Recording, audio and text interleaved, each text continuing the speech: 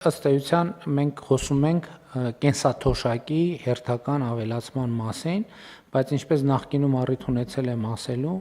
մենք մեր որոշումների դիտանկյունները փոխում ենք, որովհետև մենք մեր որոշումները պետք է կայացնենք այնպես, որ նրանք լրացուցիչ եւ հարակից էֆեկտներ ունենան։ Այս մտածումները մեր մոտ սկսվել են դեռևս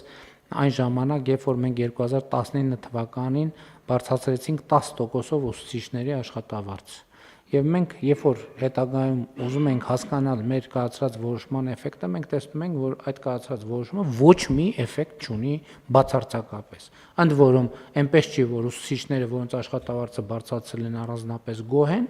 եւ ընդհակառակը ուսուցիչների շրջանում անարդարության զգացում կար, թե մեկը պրոֆեսիոնալ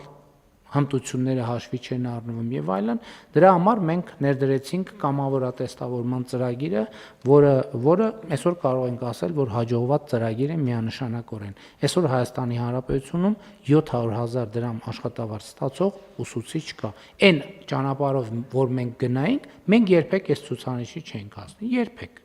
Այսինքն կհասնենք մի անորոշ շրջանում, երբ որ 700,000 դրամը կլիներ այդ նույն 150 կամ 200,000 դրամի գնողունակության։ Սա իհարկե կենսաթոշակների հետ կապ չունի,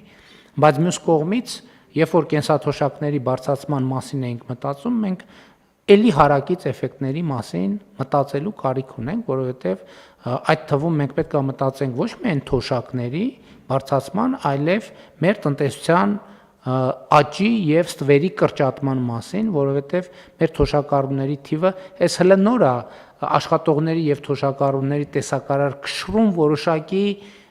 ծանրության կենտրոնը աշխատողներինն է եւ ոչ թե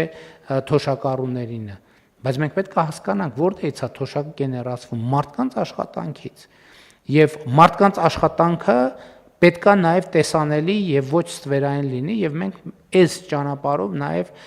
թոշակառուներին մեր հարգելի հնարավորություն ենք տալիս, որպեսզի սա նաև մասնակցության ձև է, գիտեք, հանրային կյանքի։ Երբ որ կենսաթոշակառուն գիտի, որ ինքը կոնկրետ պետության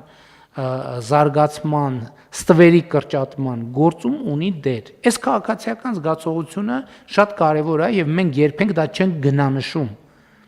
Եվ նույն թոշակառուների հոգեբանական եւ կենսամակարդակի ապահովման առումով սա շատ կարեւոր է։ Ինչալոց պարոն Թովմասյան, ես անդադ վերջին աշխատանքային քննարկումներում հիշեցնում եմ, որ մենք պլան ունենք ձեր նշած հետադարձ հիպոթեկի ծրագիրը իրականացնելու, որը իմ կարծիքով նույնպես մեր թոշակառուների կենսամակարդակում եւ ապրելակերպի մեջ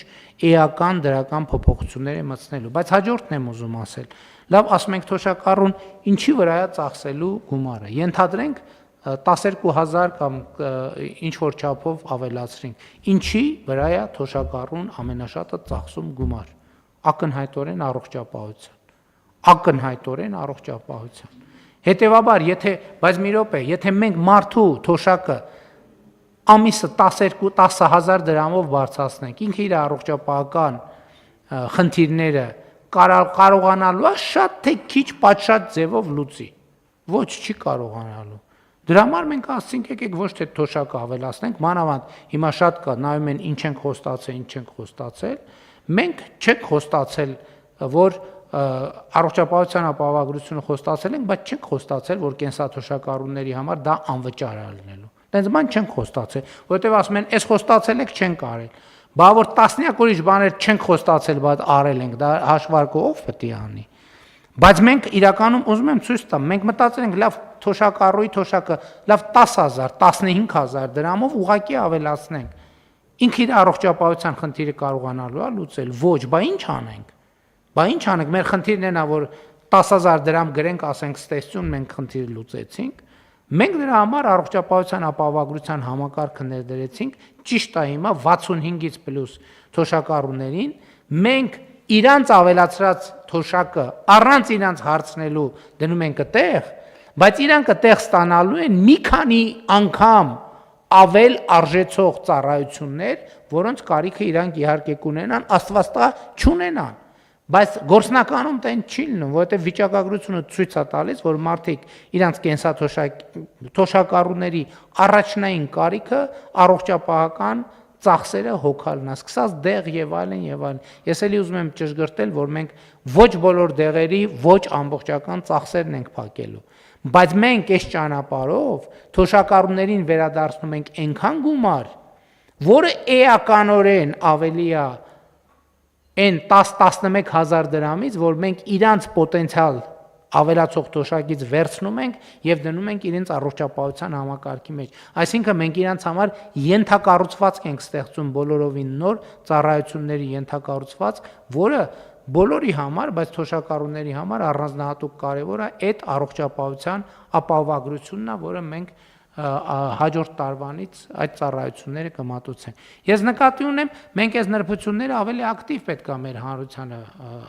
ներկայացնենք, որպեսզի նրանք ճիշտ տեսնեն պատկերը։ Էլ չեմ ասում, որ ես նախկինում մի անգամ ասել եմ, երբ որ այդ ծրագիրը սկսեց աշխատել, առաջին ամիսներն էին։ Երբ որ մենք տեսնում էինք աճը, ես ասացի հարգելի գործընկերներ, ես կարծում եմ, որ մենք այն ավանդական ձևերով էլ թոշակ պետքա չբարձրացնենք։ Մենք պետքա գնանք այս ճանապարհով։ Իմիջիայլոց կներեք,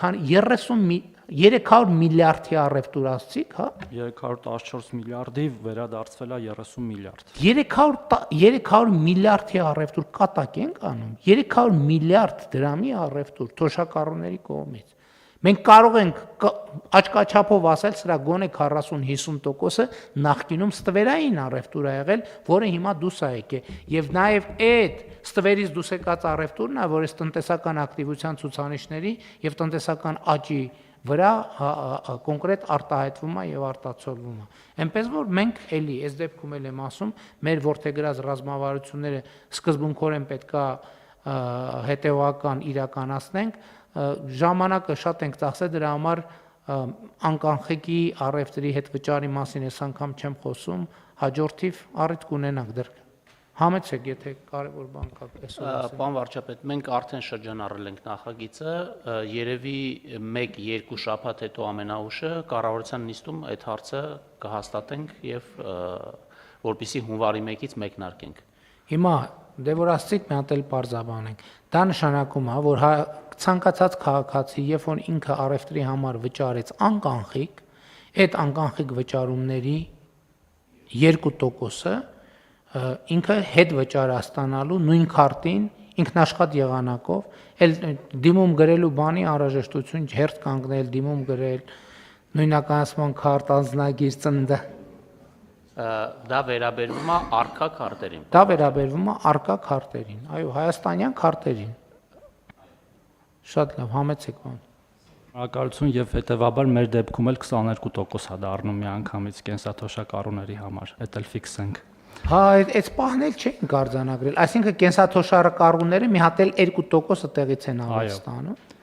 Տեսնում եք։ Եվ պարոն վարչապետ, այդ ամեն ինչը հաշվի առնելով նաև որ դուք իրավացիորեն նշում եք, որ փաստացի հաղթանակ իրավիճակ կա ստեղծում, քաղաքացին մասնակցում է իրից թոշակի գեներացմանը, նաև ստվերի կրճատմանը, բայց այնուամենայնիվ մենք մի քիչ վարչարարության խստացման անհրաժեշտություն ունենք հատկապես գյուղական համայնքներում, առևտրի կետերում, անկանխիկ առևտրի մասով ես խնդրում եմ, որ մեր գործընկերները հատկապես պետեկամուտների կոմիտեի այս մասով մի քիչ աշխատանք կատարեն, որտեղ բողոքները հիմնականում դրանից են։ Ասում են մենք գնում ենք քարտով, մեզ ասում են ապարատը չի աշխատում, լույս չկա, չգիտեմ, եւ այդպես շարունակ, թեև դա դրթում է այնուամենայնիվ, որտեղ մենք թվերը տեսնում ենք աճի եւ շրջանառության աճի եւ մարդկանց աճի, բայց մենք էլ մեր կողմից մի քիչ աջակցենք, որ process-ները ավելի սահուն ընթանան։ Այո, բայց տեսեք, դա էլ հաջորդը, այդ բողոքը, այդ շատ լավ նշան է, որովհետեւ նշանակում է, որ քաղաքացի է հայտնվել, որը շահագրգիռ է, որպեսզի կայացված որոշումները ի կատարածվեն, որը օրենքը գործի։ Հասկանում եք, այս շատ կարևոր նրբություն է, շատ կարևոր նրբություն է։ Հիմա մեր կարգավորումներով, օրենքով եւ այլն առևտրի ոչ ստվերային լինելը, այդ օրենքի պարտադիր պահանջ է։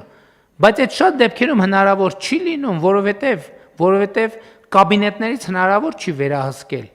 Եվ երբ որ չկա շահագրգիռ քաղաքացին, որ այն կողմից ասի՝ մի րոպե, ինչ ես անում, Հենց սա այն դեպքն է, որ քաղաքացին ելի եմ ասում, պետք է հասկանա, որ ստվերային առևտրի ամեն գործարք իրենից կոնկրետ գումարա տանում, չեմ ուզում ասել գողանում, որ բան կոպիտ չհնչի, բայց ելի եմ ասում, մենք մտանք խանութ, այս ժամացույցը գնեցինք, մենք այս ժամացույցի հարկը վճարում ենք, չենք կարա չվճարենք, ավելացված արժեքի հարկը իր մեջ է, այսինքն մենք փողը տալիս ենք բանը ձեռք բերելու համար, ժամացույցը ձեռք բերելու համար, եթե գործարքը սահմանված կարգով չի կնքվում, 20% ավելացված արժեքի հարկը չի մտնում բյուջե, եւ այս նույն ժամացույցը վճարած քաղաքացու ճանապարհը ասֆալտ չի լինում, երեխան դպրոցում սահմանափակ հնարավորություն ունենում եւ այլն եւ այդպես շարունակ ամենատարբեր բաներ պիտի նշենք եւ մենք սրա մասին պետք է ասենք մարդկանց որ իրանք հասկանան որ այդ գործարքը իրենց թվում է թե կառավարությունն է պակաս ստանում ոչ դուք եք պակաս ստանում սիրելի քաղաքացիներ ամեն անգամ առանց ՀԴՄ-ի անկախիկ առևտրի սահմանափակ ստվերային ամեն գործարք դուք ինչ 1000 դրամ